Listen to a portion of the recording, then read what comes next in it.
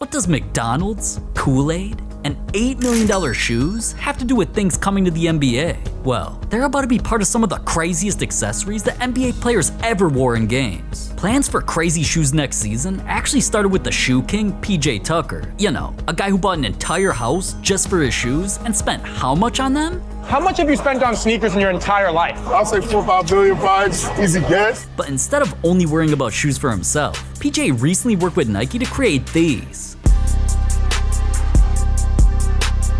Nike GT Futures in pinkish purple with his logo, signature on the side, and are limited to only 2,000 pairs ever, so not long after. News also broke that Cade Cunningham wasn't just dropping these red, white, and icy blue Nikes before next season even starts. Cade's also getting his own signature shoe with a brand that features his star logo, is a style unlike any other hooping shoe I've ever seen, and comes in plenty of colorways. I just got a text, matter of fact, saying that you signing back with Nike.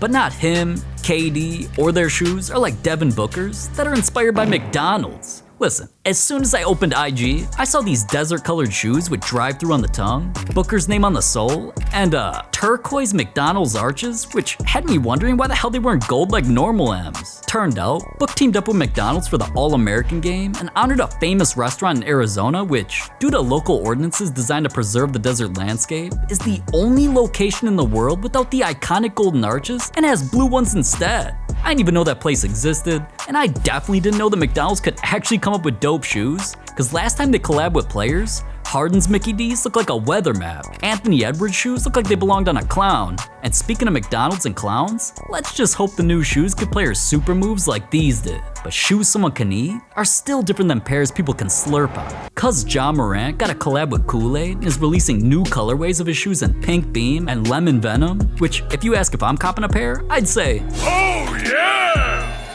And when it comes to the legends, especially what Kobe Bryant wore, just take a look at his feet during the 2009 All-Star Game. He wore those while going off, leading his squad to a win, and being crowned co-MVP with Shaq. So to honor Kobe and one of the most iconic pairs he wore, all these years later, the white and red Kobe 4 Proto All-Stars are finally being released to the public. But when it comes to the second greatest player of all time, not LeBron, you know who I'm talking about, Michael Jordan, what his shoes are about to do might make NBA history. Now, I'm not talking about the solid gold Jordans that Drake bought, or Jordan's set of his signed shoes that sold for $8 million. Cause with the 2027 All-Star Game in Phoenix, and knowing Suns colors are purple and orange, Jordan is releasing his legendary 5s in a brand new version that are Suns colored, have a reflective tongue, and are expected to sell for just over $200. Damn, that's the only time the Suns will ever feel like a champion.